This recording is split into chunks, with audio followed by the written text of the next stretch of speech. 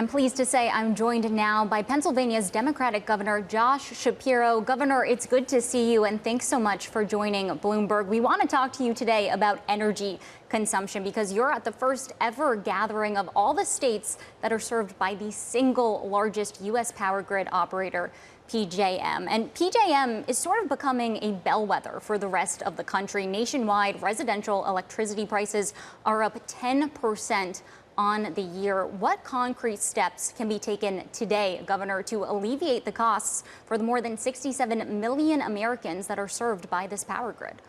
Well, we're here in Philadelphia, which is not only the birthplace of democracy. It was here that PJM started 98 years ago. And I think this conversation that we're having right here at the National Constitution Center is really the first of its kind, opportunity for people from all 13 states, from all the different entities that make up PJM, are here to have a conversation on how we can enact real reforms so we can hold down costs and increase power generation and give states, the governors and representatives of our states, more of a say in the process. PJM has kind of been a black box for too many years, and as a result of that, they're too darn slow, and they are raising costs at really an alarming rate.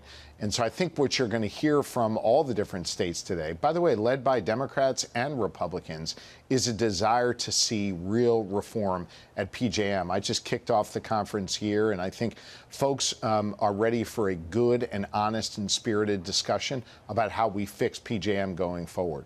Well, Governor, since you referenced your opening remarks, you said that if PJM refuses to change, we'll be forced to go in a different direction. Do you mean leave PJM? We're willing to, if PJM is unwilling to enact real reforms, to give governors and our representatives more of a seat at the table and a say in these policies so we can both control costs and increase power generation. Listen, I'm an all-of-the-above energy governor overseeing a state that's the second largest energy producer in this country. We need to produce more energy as a nation to give us more economic opportunity and more freedom. And because of PJM, we've been stymied in our efforts. It has slowed us down. And at the same time it's slowing us down, it's increasing costs. So if PJM is not willing to look in the mirror and really reform itself, then I'm willing to go my own way. And Pennsylvania can stand alone in this effort. We can produce enough energy for us, and we can produce enough energy at a far quicker rate than PJM is able to right now. We recognize that that would have a significant impact on these 13 states that make up PJM, or the 12 other states, I should say, as well as the entire nation, just given the energy dominant position we're standing in. So our first hope is that there'd be real reform.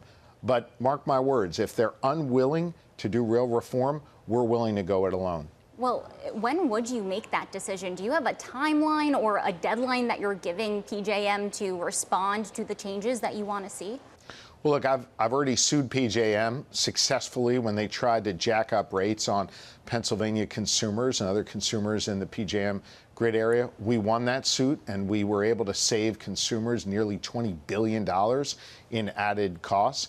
Today, we've just embarked on this important reform conversation. I want to see how that goes. I'm not giving them a long leash here, but I want to give them some time to see if they're willing to reform. If they make clear that they're unwilling to reform, they're going to keep doing it their own way, then we're going to have to go our own way. And Governor, we know part of this conversation has to do with the power consumption related to big tech and artificial intelligence. Your state has secured a $20 billion investment pledge from Amazon for data centers as one example.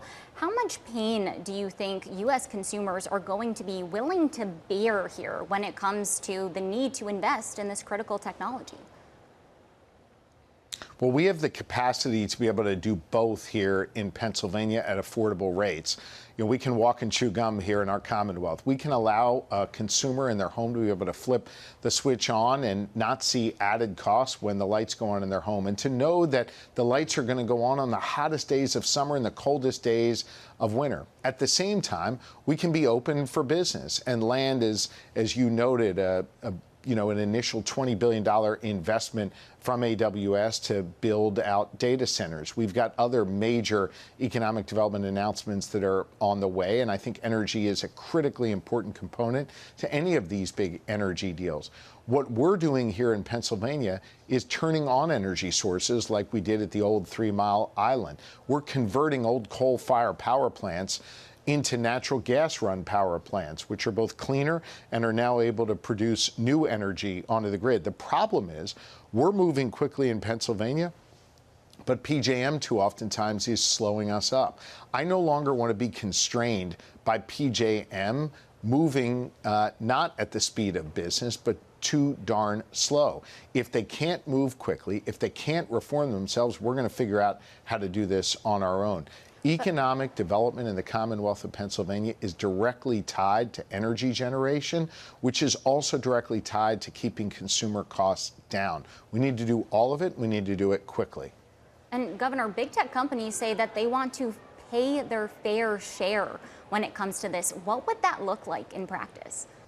Well, making sure that they invest in creating new energy or paying for the energy they use on the grid, if the grid has capacity for both them and consumers and other businesses. That's certainly the kind of deals that we negotiate here in Pennsylvania. And Governor, in the final minutes that we have with you, President Trump last month said that his administration will not approve solar or wind power projects. This is part of a bid to tighten the federal permitting process around renewables. Has this changed your strategy in Pennsylvania, which is a top energy producing state? Well, look, I'm an all of the above energy governor. I wish the president was an all of the above energy president. The president's actions are making it harder for us here in Pennsylvania. In fact, as a result of cutting a bunch of tax credits for clean energy projects, the president is putting 26,000 Pennsylvania jobs, mostly union trade jobs, at risk of being lost when these projects shut down. I mean, I don't know why he's trying to make it harder for us to generate energy. We should generate solar and wind energy, natural gas energy, and other nuclear and other forms of energy. I don't know why he's taking these steps that are making it harder for us in Pennsylvania. I'm a governor that wants to unleash our full potential. We do that by having a full range of energy options available. I think the president's policies are misguided. It's going to put people out of work, and it's going to make it harder for Pennsylvania to compete. And lastly, Governor, just sticking on the president's policies, because part of the conversation when we are talking about energy production does have to do with the workforce. And we saw over the weekend the administration moved to impose a $100,000 fee for H-1B visa applicants. I'm wondering if you see this first impacting any of the sectors that we're talking about here, particularly around tech, as Pennsylvania wants to attract those workers and those investments from these big companies. I think the president's immigration policies are making it harder for us to compete. And I hear that on our farmlands in the Commonwealth of Pennsylvania, all the way to our universities here in Pennsylvania. When we can't attract great talent to be able to produce our food or to be able to produce the next major invention or innovation, that makes us less competitive as a nation. The president's immigration policies combined with his tariff policies are making it harder for us to compete and driving up the costs of goods in this Commonwealth and across this country. I think what the president's doing is harming America, isolating America, and making it harder for workers here in Pennsylvania from our farmlands to our universities.